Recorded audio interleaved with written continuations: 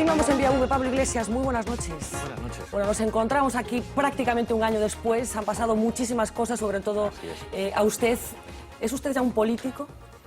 Siempre he sido político. Para nosotros la política es algo que no solamente tiene que ver con la participación en las instituciones, sino con el compromiso con la gente.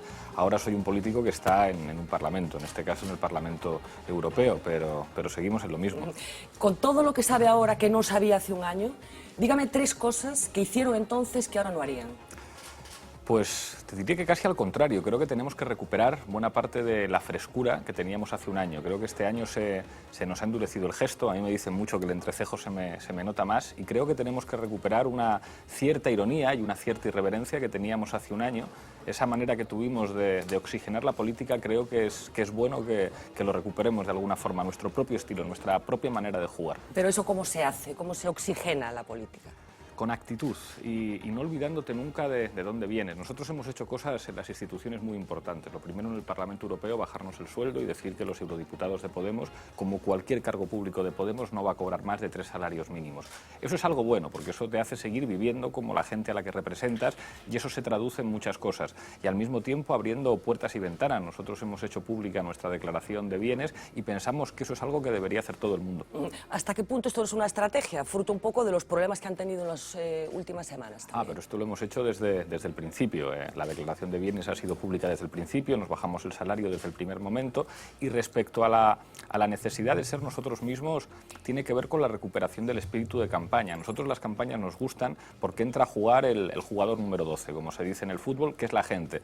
A nosotros, aunque tenemos el presupuesto de campaña más bajo y no hemos pedido dinero a los bancos, hemos pedido préstamos a la gente para que los bancos no sean nuestros acreedores y no deberles ningún favor, ese elemento de protagonismo ciudadano y esa ilusión que hubo en la campaña de las europeas es algo que es fundamental tener ahora también. Bueno, decía que no haría cosas distintas a las que hizo y que proponía hace un año. En cualquier caso sí que parece que han rebajado la ambición de algunas de las propuestas con las que concurrieron aquellos comicios. ¿Por qué han rebajado el tono de esas propuestas y la ambición, en principio, que ustedes creían que era posible? La ambición es la misma. Las propuestas se han adaptado a un marco autonómico. Hemos hecho un programa marco en el que, por ejemplo, hablamos de rentas mínimas de inserción que se aproximen al salario mínimo interprofesional, que implica una tendencia muy clara inspirada en el artículo 25 de la Declaración Universal de los Derechos Humanos, que dice que todo el mundo tiene derecho a unas condiciones de vida dignas, y eso tiene que ver con la renta. Claro, el margen de actuación de las comunidades autónomas es estrecho, más estrecho incluso que el margen de actuación del Estado con respecto a Europa. Eso implica que nuestro programa tiene que ser realista y aplicable, a diferencia de lo que presentaban algunos. Pero esto no es lo que dice, lo que ustedes denominan casta, la adaptación a la realidad, es un poco el discurso del Partido Popular para explicar por qué no han cumplido su programa de gobierno, han tenido que adaptarse a la realidad. Tener cuentas en Suiza o en Andorra no es adaptarse a la realidad. Tener a todos los responsables del aparato de finanzas de tu partido imputados no es adaptarse a la realidad. Hablo del programa, hablo del programa. Claro, pero cuando nosotros hablamos de casta nos referimos a esos mecanismos que hacen que no se pueda distinguir a los poderes financieros de los poderes políticos. Con respecto a los programas, bueno, el Partido Popular prometió 3,5 millones de puestos de trabajo. Creo que eso es estar fuera de la realidad. Claro, ustedes proponían, por ejemplo, la jubilación a los 60 años, ya dicen que no a los 65. Eso también es rectificar el programa. Es una tendencia. Para mí la edad de jubilación se debe reducir. Con un 58% de paro juvenil, yo creo que lo razonable sería abrir espacio para que la gente joven pueda incorporarse, que son mucho más productivos y que aportan saberes que necesita nuestro mercado laboral, que necesita nuestro modelo productivo, que tiene que innovarse, y yo creo que cuanto antes se pueda jubilar la gente, mejor. Es verdad que eso no se puede aplicar de la noche a la mañana, pero la tendencia tiene que ser a que la gente joven pueda trabajar y la gente que lleva muchos años trabajando se pueda jubilar. O sea, los 65 creen que es posible, si gobiernan en el mes de diciembre, van a aplicar con carácter inmediato la jubilación a los 65, porque hay a quien no les salen las cuentas. No sé si con carácter inmediato, pero desde luego en la legislatura hay que acabar con la jubilación en los 65 años, claro que sí. Hablan también, o han hablado con un carácter muy contundente de la nacionalización de determinados servicios básicos. ¿Cuáles serían en estos momentos, con esa adaptación a la realidad de la que usted habla, qué sectores estratégicos del Estado cree en estos momentos que habría que nacionalizar? Yo creo que la nacionalización es una medida extrema, que la recoge ya la Constitución española. Nosotros decimos, por ejemplo, que hay que convertir en el programa autonómico la luz, el agua y el gas en servicios públicos, no en mercancías. Y creo que las empresas energéticas que en España tienen el doble de beneficios que en Europa y que los sueldos de sus directivos son poco menos que escandalosos, creo que deberían tener mayor responsabilidad. La nacionalización es una medida extrema que recoge la Constitución española y que si hay que aplicarla, se aplica. Yo sería partidario, pero a priori preferiría utilizar medidas menos extremas. Creo que deberíamos tener un sistema de banca pública. Para la Comunidad de Madrid, por ejemplo, proponemos la creación de un banco público, el Banco del Agua, financiado a través del canal de Isabel II, que sirviera para favorecer la innovación productiva en la Comunidad de Madrid y al mismo tiempo para asegurar el crédito a pequeñas comunidades de propietarios que apuesten por fórmulas de eficiencia energética como colocar paneles solares. Pero es consciente de que esto no tiene nada que ver con lo que decía que hace un año. ¿Cómo que no? No, o sea, introduce muchos matices, si es posible, nos gustaría, introduce mucho el condicional, que antes no introducía. Es un tono distinto completamente, es consciente. Introducimos el sentido de Estado que implica asumir los límites competenciales de las comunidades autónomas, pero yo creo que en lo fundamental estamos diciendo exactamente lo mismo. ¿Y por qué esto, en el caso de que gobiernen, no va a continuar en esta dinámica? ¿Por qué este discurso no va a seguir adaptándose a la realidad una vez, en el caso de que así sea, que tenga la responsabilidad de gobernar? Nosotros siempre hemos adaptado nuestro discurso a la realidad y creo que es un discurso que a las élites les preocupa mucho. Al señor de Guindos no le gusta nuestro programa y recuerdo perfectamente cuando el presidente del Banco Sabadell dijo: necesitamos un Podemos de derechas porque estos pueden ganar, y se nos acabó el chollo. Creo que a la hora de plantear la necesidad de democratizar la economía hemos tenido una contundencia y una claridad que ningún actor político en el Estado español ha tenido. Bueno, en ese programa que presentaban hace unos días hablan de cosas concretas que tienen que ver, por ejemplo, con el IRPF. ¿Pablo Iglesias es rico desde el punto de vista de Podemos?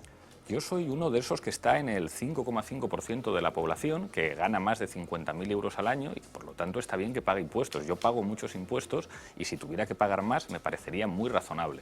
Porque en España 1 de cada 3 asalariados cobra 645 euros al mes o menos. Y eso es una barbaridad. Y no se puede subir los impuestos a gente que cobra tan poco. Y no se puede abusar de los impuestos indirectos. Aquí algunos están diciendo que hay que subir el IVA del pan o el IVA de las sillas de ruedas. A mí eso me parece una barbaridad. Creo que los que han soportado el peso de la carga fiscal, que son básicamente los asalariados que ganan muy poco, la pequeña y la mediana empresa y los autónomos, hay que aliviarles de alguna forma y hacer que paguen los que ganan de verdad, no los que estamos en ese 5,5%, sino fundamentalmente las empresas que están arriba, que según los informes oficiales son los que más defraudan y los que pagan muy poquitos impuestos, porque en España, al final, la vinculación entre los tipos nominales, que son correctos, y los tipos efectivos es nula. Existen toda una serie de mecanismos de ingeniería financiera que permiten a los asesores fiscales hacer que los que ganan dinero de verdad prácticamente no paguen impuestos. Bueno, esos matices que han aparecido en el discurso de Podemos tienen que ver también con los medios de comunicación. Era inevitable hacer esta pregunta estando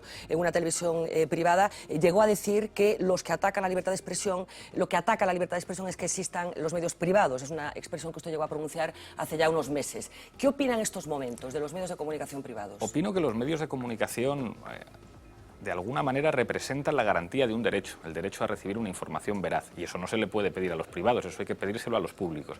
Y los medios de comunicación públicos se han convertido en boletines oficiales del Estado, en correas de transmisión propagandística de los partidos que gobiernan o bien en el Estado o en la comunidad autónoma.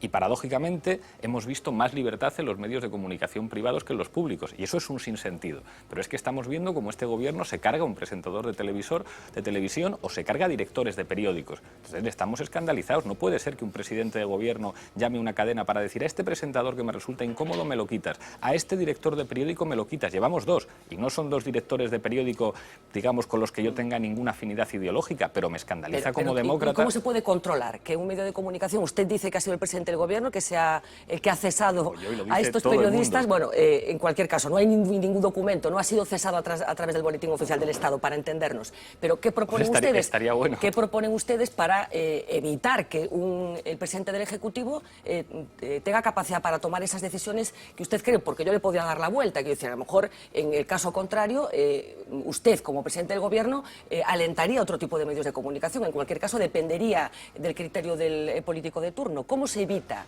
¿De qué manera evitaría eso? Escuchando a los periodistas y garantizando la libertad de los periodistas. No puede ser que nadie le diga a un periodista qué tiene que escribir, a favor de qué tiene que escribir y contra qué tiene que escribir. Lo primero que tiene que hacer el Gobierno es ocuparse de lo que le corresponde. que son los medios de comunicación públicos, que no pueden ser un instrumento de propaganda, tienen que ser un espacio de pluralidad. Y un ejemplo, además, son los que tienen que marcar de alguna manera cuál tiene que ser, digamos, pues la referencia deontológica de los medios de comunicación. Y con respecto a los privados, lo que no puede hacer un gobierno es negociar, es jugar con las licencias, de yo te concedo esta licencia, te quito esta, te pongo esta otra, pero tú lo que tienes que hacer ahora es quitarme a este presentador o quitarme a este programa. Yo creo que un gobierno tiene que favorecer que no haya un exceso de concentración de propiedad en los medios de comunicación, que haya pluralidad y abrir el mercado para que pueda haber el mayor número de operadores posibles. En todos los países en los que se produce una tendencia a la concentración de la propiedad en muy pocas manos, al final tenemos menos pluralidad. Yo creo que el sector público no tiene que intervenir en los medios de comunicación privados, pero tiene que favorecer que haya pluralidad, que haya el mayor número posible de medios de comunicación. Y no lo que están haciendo ahora, que es presionar para quitar a unos y poner a otros y jugar con algo que es de interés público, como son las licencias, para favorecer a tus amigos o para llegar a acuerdos ventajosos. De las renuncias, desencuentros, enfados, rupturas que ha soportado o que ha sufrido, que ha padecido en estos meses, ¿cuál ha sido la más dolorosa para usted? En términos políticos, que Juan Carlos, que es mi amigo, deje la dirección de Podemos, para mí ha sido muy duro y muy amargo, aunque creo que es una decisión correcta por su parte y por eso acepté su dimisión. Creo que Juan Carlos ahora va a ser mucho más útil para Podemos y para el país. Juan Carlos tiene alma de periodista. Yo siempre pregunto a los periodistas si les gustaría dedicarse a la política, a periodistas políticos que siguen a los políticos y que se dedican al periodismo político, y todos me dicen que no porque perderían libertad. Juan Carlos tiene más alma de periodista que de político y creo que ahora lo va a hacer mejor, pero claro que le echo de menos. Es uno de mis mejores amigos y un compañero de años, y claro que ha sido duro que Hace unos dejara la días dirección. mantenían una conversación pública, ustedes dos. Parecía deducirse que usted, por lo que él decía, por lo que Monedero, del que acaba de hablar en estos términos, decía, que aspira usted a una especie de despotismo ilustrado, esto de todo para el pueblo pero sin el pueblo, que era lo que le recriminaba de alguna manera. No lo decía con respecto a nosotros, pero alertaba sobre los peligros de hacer política y señalaba algo que es verdad. Cuando estás demasiado cerca de mala gente o de malas prácticas, hay que tener a un Pepito Grillo todo el rato que te diga cuidado, cuidado, cuidado. Gente que te tire de la oreja y te diga no te conviertas nunca en aquello a lo que pretendes combatir. Y esa virtud aguijoneadora de Juan Carlos es algo imprescindible. ¿Pero por qué lo han decepcionado? Porque esta palabra la utilizó él. ¿Se siente decepcionado por el proyecto de Podemos? Creo que en ningún caso, y por eso sigue en Podemos. Y creo que me escribió una carta que fue preciosa en la que manifestaba claramente dónde está él. Pero Juan Carlos se siente mucho más cómodo siendo ese mosquito aguijoneador que pone los puntos sobre las íes, que no se calla nada, que a veces pierde esa cierta prudencia que tenemos que tener los que nos dedicamos a la política y ese manejo de los silencios, y sin embargo él dice no, las cosas son así. También por eso era muchas veces la delicia de los medios de comunicación, porque era el que se atrevía a decir lo que nadie decía en ningún partido político. Era como el niño que ve al rey desnudo. Y creo que eso a veces se hace mucho mejor desde fuera. ¿Pero no ha puesto de alguna manera las contradicciones de Podemos encima de la mesa, Juan Carlos Monedero? Y así debe ser. Nosotros necesitamos que haya compañeros que pongan las contradicciones encima de la mesa. ¿Cuál es la peor que tiene Podemos? ¿O cuál es la más evidente que usted reconoce que tienen y que, según usted dice, ha visto con claridad Monedero? Yo creo que se nos ha notado el hecho de que somos jóvenes y que hemos crecido muy rápido y de repente se nos ha puesto el tono muy serio y no hemos tenido la suficiente ironía para entender que bueno, esto es como en el baloncesto. Cuando pasas del baloncesto ACB al baloncesto NBA, en la NBA se dan mucho más codazos en la zona, es un juego mucho más duro, te dan empujones, pisotones, te insultan al oído y los árbitros no ven nada. Entonces nosotros, en lugar de entender que las reglas del juego eran esas, parece que todo el rato estábamos protestando al árbitro y diciendo me acaban de dar un codazo en la boca del estómago y nadie pita nada. Y es que bueno, las reglas NBA son así y creo que deberíamos tomarnos con mejor actitud y con más humor la situación en la que estamos. O sea que, de alguna manera, ¿cree que se equivocaron al hacer una enmienda a la totalidad a lo que ustedes bautizaron como el régimen del 78? ¿Que hay cosas que hay que rescatar de ese régimen? Nosotros hemos dicho que los que han roto el pacto es la casta. Los que reformaron el artículo 135 de la Constitución, que estaba muy bien, fueron el Partido Popular y el Partido Socialista. Los que han desmantelado los derechos sociales y el estado del bienestar es el Partido Popular y el Partido Socialista. Nosotros decimos que todas las conquistas sociales que tenían que ver ver con un sistema político de notable éxito y con notables consensos han sido ellos. Nosotros decimos que si ellos rompen el pacto hay que hacer un pacto nuevo. Cuando nosotros hablamos de un nuevo proceso constituyente, lo que decimos es rescatemos las cosas buenas del pasado que nos han robado para construir un futuro de convivencia mejor. Bueno, tengo muchos vídeos para compartir con Pablo Iglesias, pero me apetecía empezar a escuchar a mis compañeros de mesa con alguna pregunta concreta, empezando por Roberto Blanco Valdés. Muy bien, Pablo, yo quería preguntarte dos cuestiones que son fáciles de contestar, salvo que uno no quiera contestarlas, ¿no? La primera es, el otro día comentaste que no se podía celebrar el referéndum de autodeterminación en Cataluña porque la Constitución no lo permite, esto es una constatación, pero a un líder político hay que exigirle que diga algo más. La primera pregunta, insisto, son dos preguntas breves y fáciles de contestar, salvo que uno se quiera escapar. ¿Tú eres partidario de que se modifique la Constitución para que se pueda votar? Porque esto es lo importante, es decir, la Constitución no lo permite. Bueno, si llegas al gobierno, si llegases a tener influencia en el gobierno, las encuestas no parece que indiquen que vayas a ser presidente, pero si tuvieras influencia en quien fuera presidente, ¿impulsarías una modificación de la Constitución para que los catalanes pudieran pronunciarse en referéndum? Esta es la primera pregunta sobre la autodeterminación. Y la segunda es, ¿te parece que es serio, te parece que es coherente, que es aceptable que alguien que aspira a ser presidente del gobierno en un plazo de meses, no digo de semanas, porque se podría decir de semanas, de bastantes semanas, pero en todo caso en un plazo de pocos meses, cambie de posición en un tema tan esencial como este, que pase de decir que hay que salir del euro y esto devaluar la moneda a decir todo lo contrario, que la salida del euro es imposible? No me digas que no, porque tenemos un vídeo, o sea, hay un vídeo, lo hemos visto en este programa, lo han visto todos nuestros espectadores. Hombre, si alguien aspira a ser presidente del gobierno en un tema tan central como ese, que reconocerás que es un tema básico, uno no puede cambiar de posición, de decir una cosa a decir toda la contraria. Esas dos preguntas para comenzar. Respecto a la primera pregunta, sí. Yo soy partidario del derecho a decidir y creo en el derecho de autodeterminación. No es viable en el marco constitucional actual y nosotros decimos abramos un proceso constituyente, y lo dice alguien que no quiere que Cataluña se vaya de España ni que Galicia se vaya de España, pero que entiendo que es bueno que la gente pueda votar. Y en el marco de ese proceso constituyente discutamos de todo y discutamos de todas las posibilidades de que se ejerza el derecho a decidir. Yo dije en Cataluña hace muy poco, quien puso el candado a la Constitución del 78 fue Convergencia y Unió pactando con Fraga. Yo no tengo ninguna duda. Lo que pasa es que eso no depende solo de la voluntad de un presidente y no digamos ya de un líder de la oposición. Eso depende de un proceso constituyente amplio en el que se pongan encima de la mesa muchas cosas. Y para mí la prioridad, eso lo digo también, no es tanto el derecho a decidir sobre la organización territorial del Estado, que yo creo que España es un país plurinacional, un país de países, un país de naciones, y creo que otras fórmulas jurídicas serían más eficaces a la hora de garantizar que trabajamos juntos en un proyecto común, pero para mí lo fundamental son los derechos sociales y la soberanía. Soy soberanista entendiendo que lo fundamental de la soberanía no es el color de la bandera que cuelgue en el edificio público de turno, sino que funcione bien la sanidad, que funcione bien la educación y los servicios públicos.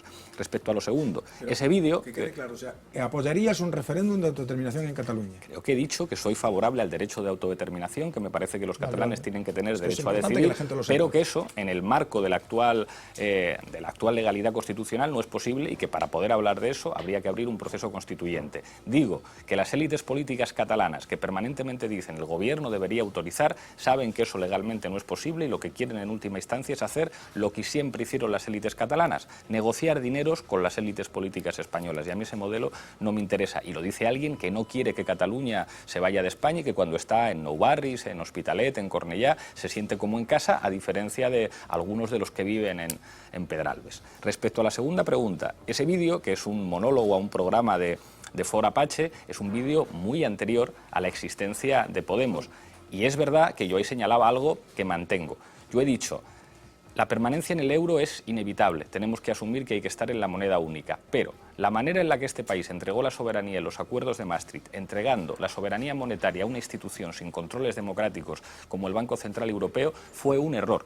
Y ese error nos ha hecho ahora padecer determinadas situaciones. ¿Hay que estar en el euro? Sí, pero no porque el euro esté bien, sino porque ya no queda más remedio y sería peor estar fuera. Pero al mismo tiempo decimos, hay que democratizar la unión monetaria, y eso implica que el Banco Central Europeo tiene que responder no a los poderes financieros alemanes, sino a los ciudadanos europeos. Cuando el Banco Central Europeo por fin ha apostado por hacer políticas económicas un poquito expansivas y por comprar deuda de los estados, que es lo que debería hacer un banco central, las cosas van mejor. Lo que nosotros decimos, si la política monetaria no tiene controles democráticos, es una mala política monetaria.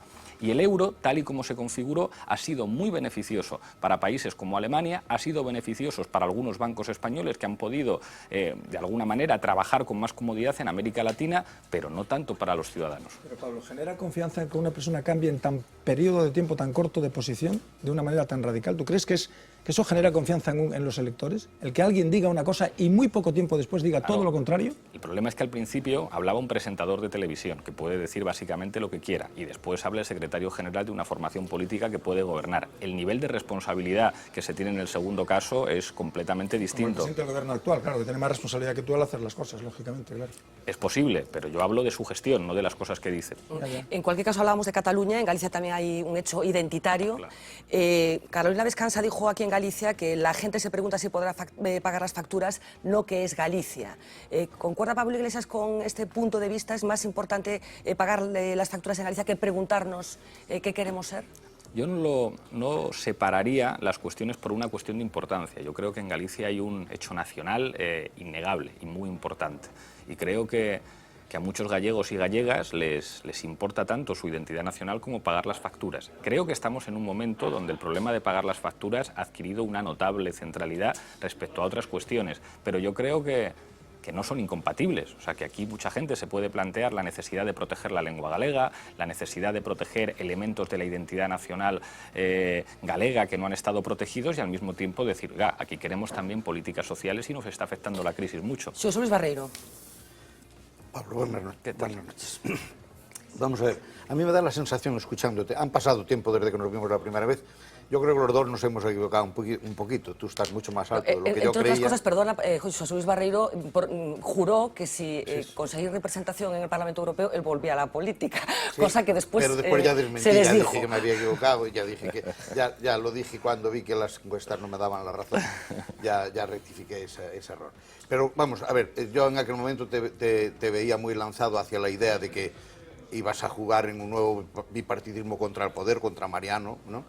Y yo creía que no ibas a llegar a donde llegaste, de tal manera que un poco la síntesis ha venido un poco al centro, y ahí va una de las primeras preguntas. Si estás notando la diferencia que hay entre un momento espuma en el crecimiento del partido a este momento que parece ya mucho más ralentizado y donde parece que la estrategia hay que empezar a plantearla a mucho más lejos, y si eso no va a alterar bastante y dificultar la estrategia de Podemos. La segunda cuestión es, a ver, en el discurso me da la sensación de una formulación muy lógica y muy bien hecha en la que todo parece muy fácil. El político, cuando va pasando mucho tiempo, se va dando cuenta de que las buenas ideas empieza a diferenciar la ideología de la utopía, ¿no?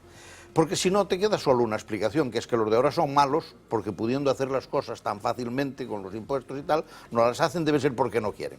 Y esa distinción yo creo que también te pediría si hay que empezar a matizarla. Y por último, una cosa que tiene mucho que ver con la práctica política. A ver, vamos a poner el ejemplo de Andalucía. En Andalucía ahora tenéis un dilema, y el dilema significa que si no se deja gobernar, obviamente, pues tenemos un problema.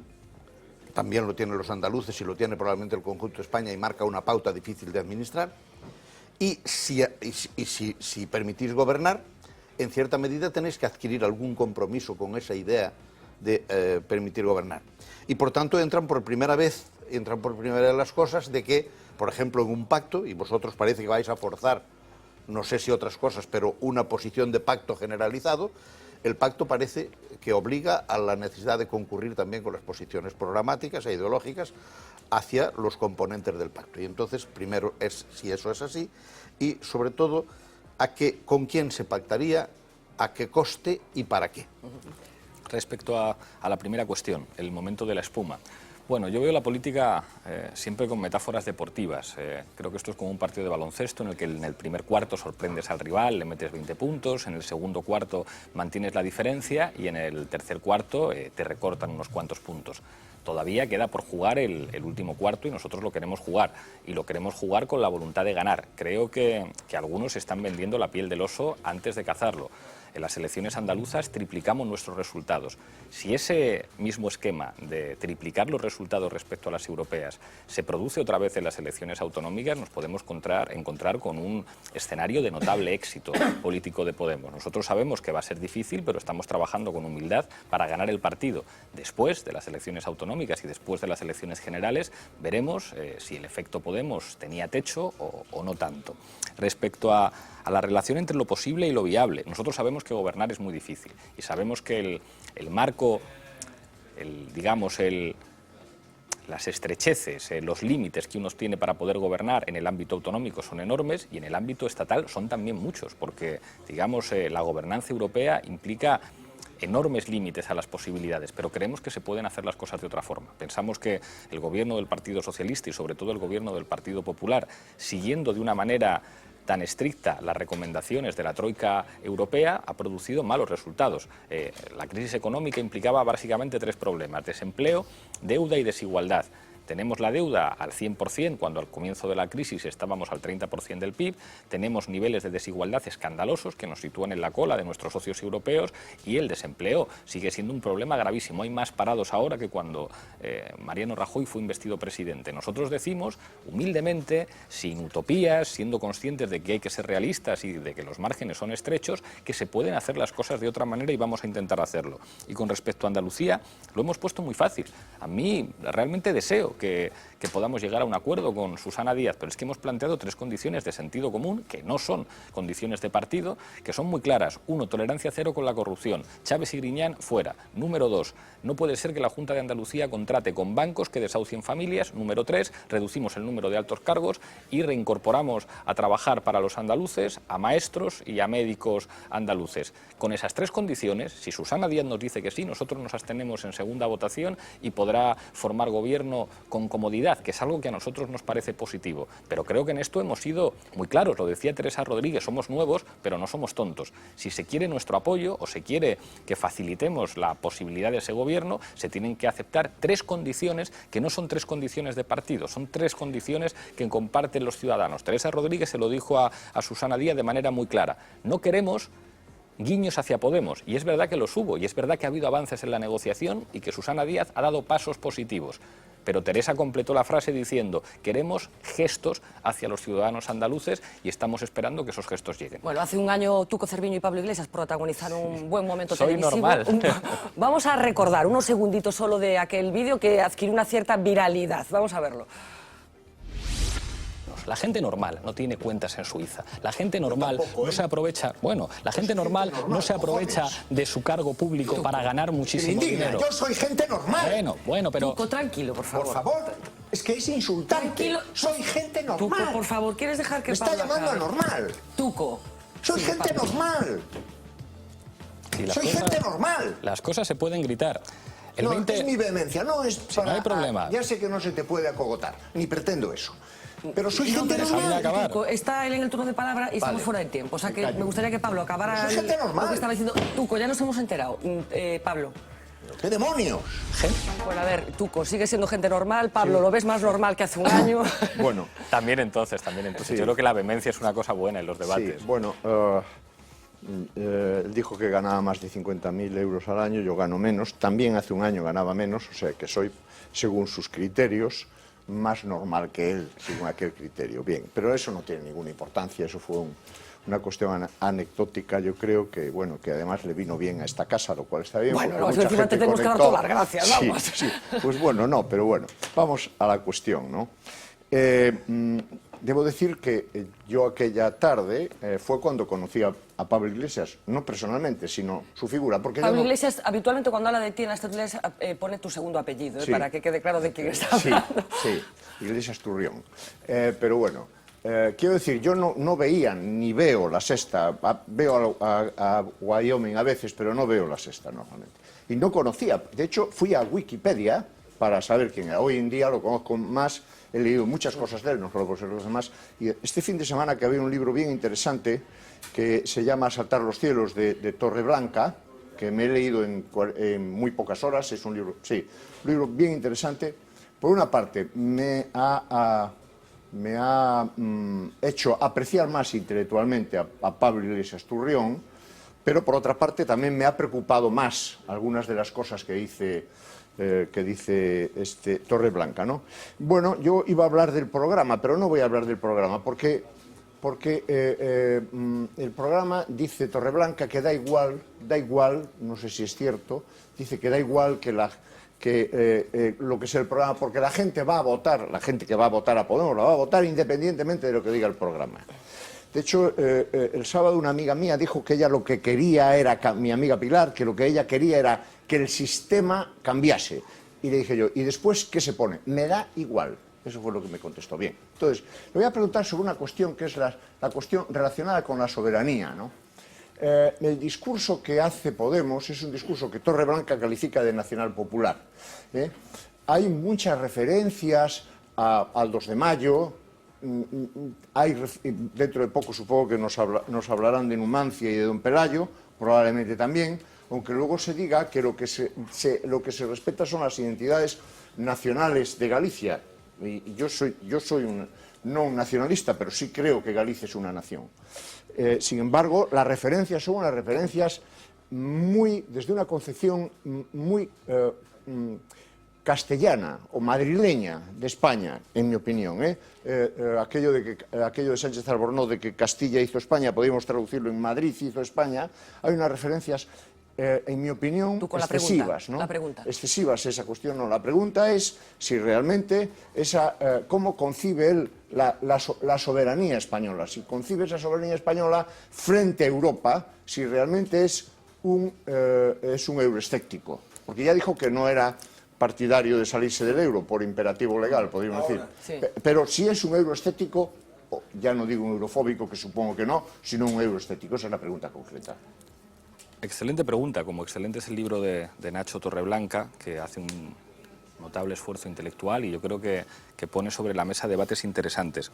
Respecto a la primera cuestión, nosotros somos una fuerza política que dice que España es un país plurinacional, con diferentes naciones. Yo también creo que Galicia es una nación como Cataluña o como el País Vasco, pero no me avergüenzo de la mía. No. Es evidente que el discurso de un dirigente de Podemos en Galicia o en Cataluña puede aludir a otras referencias históricas, identitarias y sentimentales, y nosotros creemos que deben convivir. A nosotros no nos gusta una idea del Estado que entienda que la identidad se llena exclusivamente a partir de las referencias que tienen que ver con Madrid o con Castilla. Pero nosotros queremos reivindicar los elementos que tienen que ver con la memoria democrática y reivindicar las cosas buenas que han ocurrido y que tienen procedencias muy diversas, sobre todo haciendo que eso no sea patrimonio exclusivo de los que han vendido el Estado a trozos. Pensamos que es una cosa buena.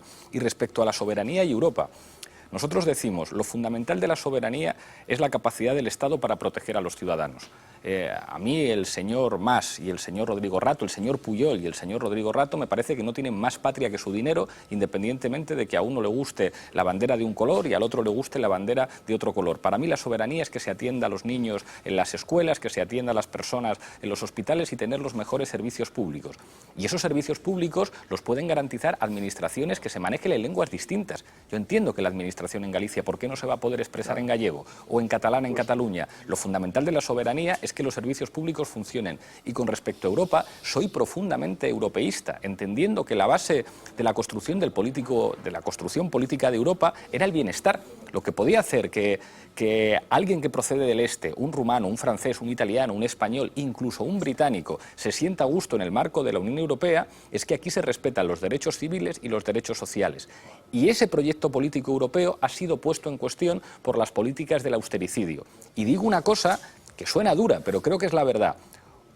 O se toma la mano que estamos entendiendo los europeístas que hemos ocupado el espacio de la socialdemocracia al decir no hay democracia sin derechos sociales, sin bases materiales, o si no, dentro de unos años tendrán que negociar en el Eurogrupo con gente como la señora Marine Le Pen. Y yo creo que eso no es una buena noticia para Europa. Creo que el proyecto europeo está en cuestión precisamente porque se están tirando por la borda el principal patrimonio democrático de Europa, que eran los derechos sociales y el bienestar. Bueno, estamos en conversación con Pablo Iglesias, me falta todavía Manuel Lago por intervenir, tengo una encuesta urgente que va a hacerle Lois Balado y una misión por presentar a nuestros espectadores, porque nuestro compañero Yago García se ha ido a la calle para preguntarle a la gente qué le preguntaría a Pablo Iglesias o qué creen que Pablo Iglesias le tenía que preguntar a Pablo Iglesias, algo así. La misión de Yago García.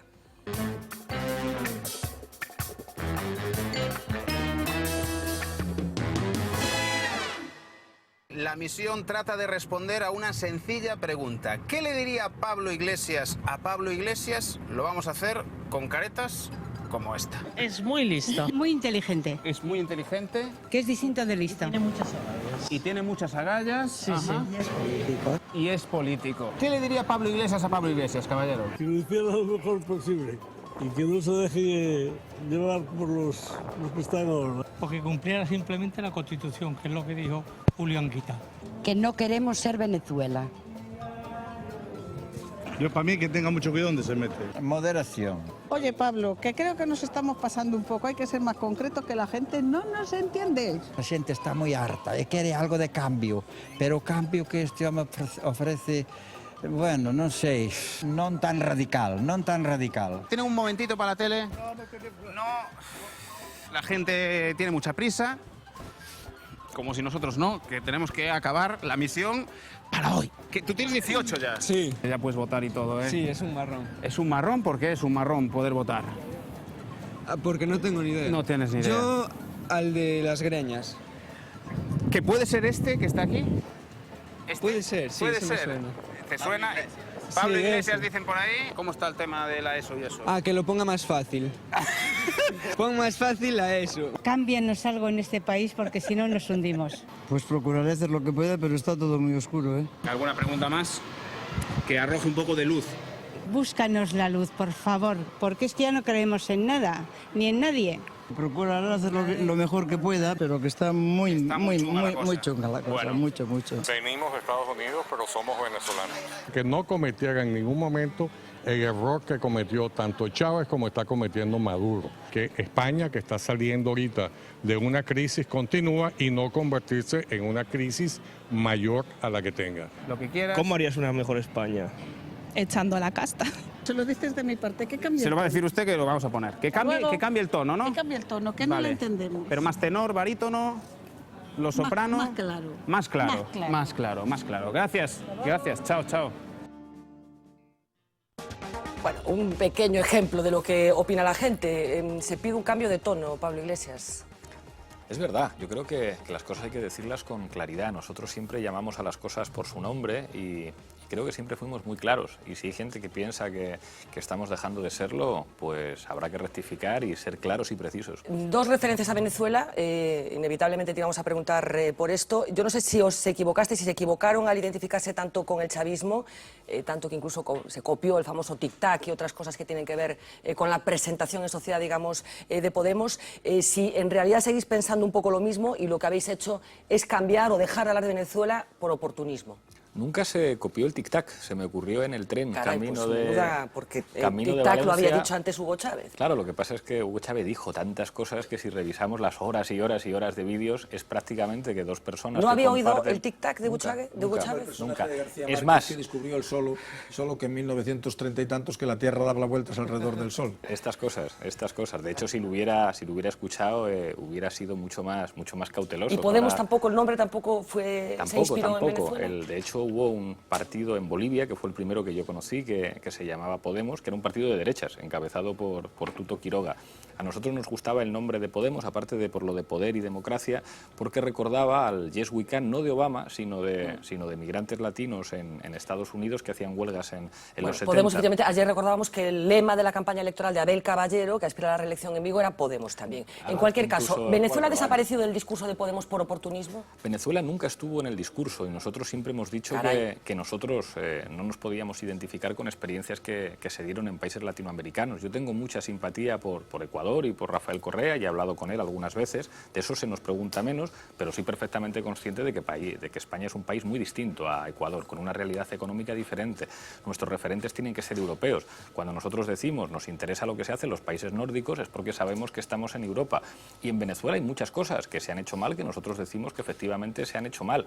A mí lo que me llama la atención es que, bueno, algunos representantes del gobierno español que han hecho excelentes negocios con Venezuela, que han vendido armas a su ejército y material antidisturbios a su policía, de repente están tan preocupados de hablar por lo que ocurre a 8.000 kilómetros en lugar de hablar de lo que ocurre aquí. Nosotros somos una formación política española que nos interesa lo que pasa en España. Nos encanta tener debates sobre lo que ocurre en otros países, pero pensamos que lo que toca ahora es hablar de España. ¿Ha recibido Podemos dinero de Venezuela? Jamás, jamás. Las cuentas de Por Podemos... ninguna vía. Por ninguna vía. Las cuentas de Podemos son las más claras, que eso es una cosa que molesta a nuestros adversarios. Todos los partidos políticos en España piden dinero a los bancos, todos menos uno, Podemos. Podemos no tiene ni una sola deuda con los bancos. El Tribunal de Cuentas ha dicho que los partidos deben más de 500 millones a los bancos. Nosotros no. Nosotros hemos pedido dinero en un año, si en un año ya debéis dinero a los bancos, a lo mejor es que había un problema, que si tenéis un problema, una justificación de edad, digamos. No es que no les debamos, es que no les pedimos. Nosotros no pedimos dinero a los bancos, pedimos dinero a la gente a través de sistemas de microcréditos y después se lo devolvemos. Manuel. Primeiro que empezar dicindo que a mí parece o discurso que fixeches Xose, bueno, que estás facendo pues, moito máis coherente e consistente do que facías fai nas eleccións europeas, e iso para min é unha noticia estupenda para a sociedade española e para a política española, non? Eu lín, preparando os deberes desta entrevista, un artigo teu interesante, La centralidad no es el centro, e vin a entrevista en La Tuerca con Monedero, e hai unha idea que a mí me gusta moito. Ti neste artigo dis que o problema non é exclusivamente a regeneración ni a dialéctica do novo frente ao vello, que Podemos, donde ten que xogar, é no terreno das víctimas da exclusión social, na reivindicación do Estado social, nas políticas redistributivas que caracterizan a esquerda socialdemócrata históricamente, non? Para ser breve, porque teño tres preguntas. Isto é, na bella terminoloxía, unha autocrítica ou, dito agora, unha rectificación? Segundo, eso significa que Podemos se instala definitivamente no espectro político da izquierda socialdemócrata? E terceiro, eso supón algunha indicación sobre as políticas de acordos e de alianzas, mesmo electorais, cara ao futuro, segundo, por exemplo, sean os resultados das experiencias de candidaturas de Unidade Popular na que estades participando? Respecto a la primera pregunta, es verdad que yo tuve que escribir como secretario general aclarando algunas cosas, porque el hecho de que en la dirección política de Podemos estemos algunos académicos ha hecho que no se nos entienda bien. Como decía esta señora, hablar de centralidad del tablero no es hablar del centro, decir que la geografía fundamental para explicar la política no es izquierda-derecha, no quiere decir que no tengamos ideologías. Yo soy de izquierdas, pero entiendo que esa geografía izquierda-derecha ha dejado de funcionar, entre otras cosas, por el transformismo histórico de la socialdemocracia. Cuando Tony Blair apuesta con Anthony Giddens por la tercera vía, igual que Gerhard Schröder en Alemania, la propia Thatcher dijo que Blair era su mejor creación, destruyeron el espacio de la socialdemocracia como el espacio asociado a los derechos sociales y al bienestar, que es un espacio que hemos ocupado nosotros. Alguien podría decir, eso es la izquierda. Digo, mire usted, yo esta pelea sobre si el PP es de derechas, el PSOE es de izquierdas y los dos se ponen de acuerdo para reformar la Constitución, no me interesa. Yo estoy por los derechos sociales, por la democratización de la economía y por el estado del bienestar. Y creo que en eso la izquierda se siente muy cómoda, pero también otros sectores que no se ubican en el eje izquierda-derecha o que proceden de otras referencias. A todo el mundo le importa que haya escuelas y hospitales públicos. Por eso decimos que las cosas se entienden mucho mejor en política hablando de las élites frente a la gente, de los que defendemos a la gente y los que defienden a las élites financieras, de los que estamos por la democratización de la economía y los que entienden que no tiene que haber controles de los poderes financieros. Y eso no quiere decir que falte ideología, eso quiere decir que nosotros queremos llevar los campos políticos a su relación con la economía. Creo que en eso somos mucho más precisos y mucho más contundentes, si se quiere, que los que se siguen ubicando en la geografía parlamentaria de la Revolución Francesa de izquierdas-derechas, que mucha gente no sabe a lo que se refieren. Y con respecto a las alianzas, nosotros decimos, nuestra alianza es con los ciudadanos y después de las elecciones, en torno a cuestiones programáticas, no somos sectarios. Quien esté dispuesto a rectificar, a dar un giro de 180 grados y hacer unas políticas que recuperen la capacidad de proteger a la gente a través de políticas sociales, de políticas expansivas, de protección del desempleo, de medidas sociales que sirvan para aumentar el consumo, se podrá entender con nosotros. Pero pensamos que por eso hay básicamente en estas elecciones dos opciones. Los que quieren seguir igual, vayan de azul o de naranja. Yo leí el programa de Ciudadanos y al ver lo del contrato único veía una manera de institucionalizar la precariedad.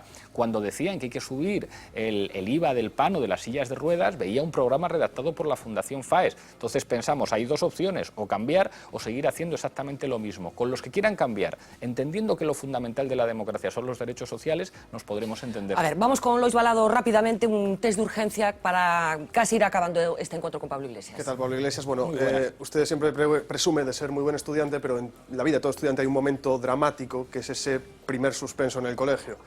El mío fue en matemáticas, luego vendrían otros. No sé, en su caso, ¿qué pasó? Mi primer suspenso fue en Derecho Civil, en segundo, que me dolió muchísimo porque además había tenido una discusión con la profesora y siempre pensé que esa discusión influyó en el suspenso y tuve que presentarme en septiembre y me sentó fatal. Bueno, estuvimos echando un vistazo a su tesis doctoral, 500 páginas. En la parte de agradecimientos nos llamó la atención que hay un agradecimiento a la Fundación Caja Madrid por haberle permitido terminar su tesis doctoral en Cambridge. Yo quería preguntarle si al final, bueno, con toda la caña que ha dado usted a Caja Madrid, si al final los bancos pues, se hacen al final necesarios de alguna manera. No los bancos, era una beca pública que ofrecía lo que se supone que era un banco público y que no se concedía a dedo. Se supone que yo obtuve esa beca por tener mejor expediente académico y mejor currículum que otros. Y yo creo que está bien que las cajas de ahorros, que eran instituciones públicas, puedan conceder becas para que buenos estudiantes puedan terminar sus estudios de posgrado. Y creo que era de justicia agradecer a quien había evaluado mi currículum y mi expediente, que era, en todo caso, una institución pública y una beca obtenida en libre concurrencia competitiva. Dice Pablo Iglesias que no le gusta perder. ¿Significa esto que Pablo Iglesias es un mal perdedor? No hay que ser mal perdedor y creo que no lo soy, pero reconozco que no me gusta perder ni al futbolín ni a las chapas. Bueno, pongamos un escenario distópico donde solo pudiesen votar en las elecciones aquellos que tuviesen, por ejemplo, una titulación universitaria, que no quiera nadie que esto sea así, pero cree que en este escenario Podemos sacaría mejor resultado que el que va a sacar probablemente en las elecciones generales. Las encuestas dirían que sí, a pesar de que señalan también que somos uno de los partidos preferidos de trabajadores manuales y de asalariados y parados. Bueno, Albert Rivera, Pablo Iglesias, Albert Rivera, el duelo ese que todo el mundo está esperando. Y parece que Pablo Iglesias pues, tiene cierto respeto hacia el líder de Ciudadanos por lo que decía hace no tanto. No digamos ya un crack como Albert Rivera, yo le he entrevistado y no pude con él, o sea, es que no le pude ni rozar. Y creo que, joder, tengo tablas como para poder rozar a alguien con las ideas de Albert Rivera. Imposible de rozar y cada vez que le veo en los medios de comunicación me impresiona. Cuando llegue el momento de verse frente a frente, no sé si tiene miedo a que le pueda ganar en su terreno, el de la televisión. Yo creo que ese debate lo tenemos que tener, pero siempre es prudente respetar a tu rival y creo que Albert Rivera es un magnífico comunicador. Creo que nuestras razones pesan más y creo que ese debate lo ganaremos, pero sería enormemente arrogante despreciar o menospreciar a un rival que sabe comunicar bien. La falta de mujeres en las candidaturas de Podemos es una crítica recurrente. Yo no sé si está a favor de la paridad en política por decreto. Creo que es importante asegurarla con mecanismos efectivos y en Podemos lo hemos hecho. Las listas de Podemos son cremalleras, los órganos directivos de Podemos son paritarios y sin embargo hemos fracasado. Hemos fracasado a la hora de asegurar que hubiera más mujeres encabezando las candidaturas y sin excusas tenemos que trabajar en mejorar eso. Es verdad que es el resultado de un proceso participativo en el que cualquiera se podía presentar y cualquiera podía votar, pero no es excusa. Creo que tenemos que trabajar para que en el futuro haya más mujeres. Ayer estuvo corriendo como la pólvora por internet una supuesta nueva sintonía que va a utilizar Podemos en sus mítines. Vamos a escucharla un poquito de nada y la comentamos ahora.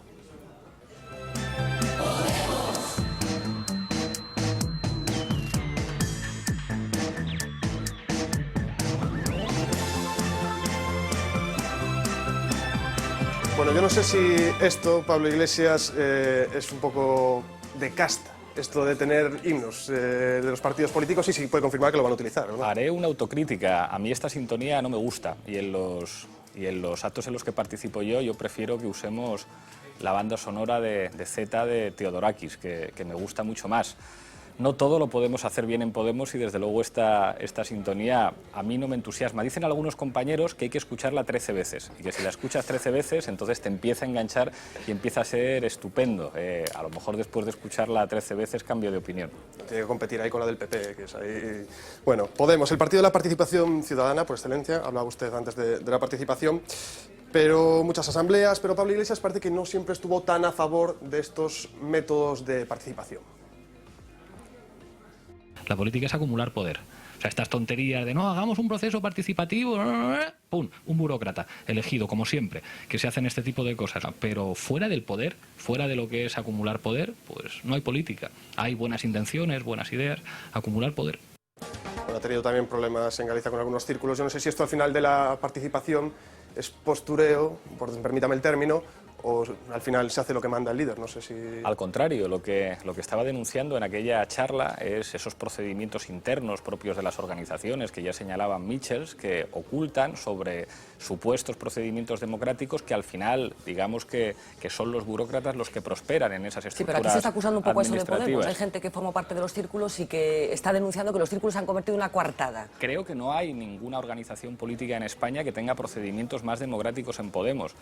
Yo soy secretario general de Podemos porque cualquier ciudadano español que haya querido participar ha podido votar, igual que los miembros de la dirección, lo mismo que en nuestras listas electorales. Entonces, que algunos no practiquen esa democracia interna es muy respetable, pero que no busquen la paja en el ojo ajeno. Vale, pues con esto lo dejamos. Dos últimas preguntas para rematar y pedía respuestas concretas. En relación con Izquierda Unida, todas las encuestas opinan a que van a sufrir un desgaste severo la próxima convocatoria electoral, hablo de las elecciones generales. ¿No teme que al final Podemos haya servido sobre todo y por encima de todo para aniquilar al partido en el que se amamantó ideológicamente Pablo Iglesias? Yo no voy ¿De a alguna manera está matando al padre? No voy a hacer leña del árbol caído. Tengo un profundo respeto por Izquierda Unida, no son nuestros adversarios y creo que es bueno que les vaya bien. Creo que si no les va bien será más por su propia responsabilidad que por lo que hagamos otros. Y otro proyecto político, Alternativa Galega de Esquerdas, algo sabe de ese proyecto político. Hace no tanto tiempo estaba sentado en esta mesa Xosé Manuel Beiras reconociendo que han cometido muchísimos errores. De hecho, Ague prácticamente ha desaparecido como actor político, no se presenta a estas elecciones municipales. ¿Qué garantía puede dar de que Podemos no vaya a acabar igual que Ague? Nunca hay garantías de nada en política. Yo con Ague tengo una relación muy especial, tengo una enorme admiración por Xosé Manuel y por Yolanda, y en el caso de Yolanda una intensísima amistad, somos muy amigos, trabajé con ellos como asesor político en las elecciones de Galicia. Creo además que sin esa experiencia de Ague en las elecciones galegas Podemos no existiría. Claro, pero Ague ha acabado como ha acabado. Aprendí ciertas cosas.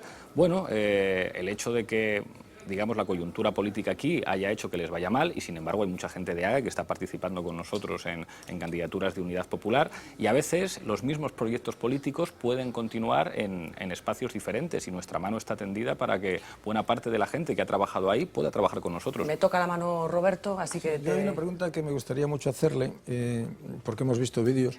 ¿Qué se siente cuando a uno le revientan un acto después de haber sido un activo participante en reventar actos de los demás?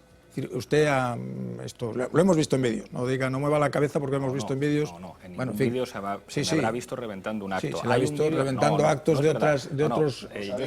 por ejemplo, de Osa Reyes en la Facultad de Ciencias Políticas. Eso no es reventar un acto. Que un grupo de estudiantes entre a un acto, lea un documento a un ponente y se marchen del acto, no es reventarlo. Es leerle un documento y proponerle un debate. Eso no es reventar un acto. Reventar es lo que... No, en todo caso no. Reventar es lo que han hecho con nuestra sede de Valladolid a pedradas. Eso es reventar. Y eso algunos no lo dicen.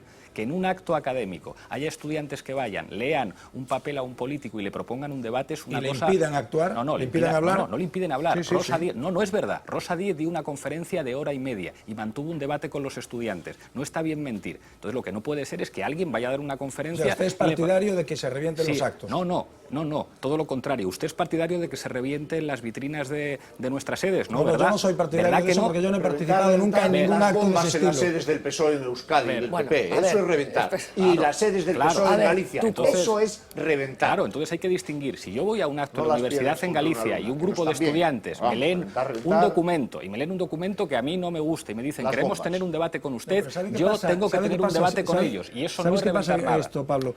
Que el acto está convocado no para escucharte a ti, sino para escuchar a Rosa Díez. Y lo que yo digo, que es que si a mí me invitan a un acto en una universidad... pero no te invitan, tú no estás, el acto está preparado para escuchar a Rosa Díez y tú aprovechas eso y revientas el acto. Si escuchas el ejemplo, yo no he reventado ningún acto, igual que tú no has reventado ninguna vitrina. Y para que nos respetemos no hay que mentir. Lo que yo digo es que si yo... Sí, eso no es reventar. Si a mí me invitaran a un acto, no que vaya yo a otro acto, y hay unos estudiantes que dicen, Pablo Iglesias, queremos protestar y queremos leerte este papel porque no queremos que vengas a la universidad, y me leen un papel y me dicen, ahora tomas tú la palabra y discutes con nosotros, yo entiendo que eso se llama accountability y que un político político tiene que rendir cuentas. Y yo estuve en ese acto asistiendo como profesor. Yo no participé en reventar nada, pero sí defiendo que haya estudiantes que cuando un político va a la universidad le planteen que tiene que discutir con ellos. El problema es que algunos tienen formas políticas franquistas que entienden que cuando se va a un acto los estudiantes tienen que estar formando como militares. Y yo creo que está muy bien que en las universidades, cuando va un político,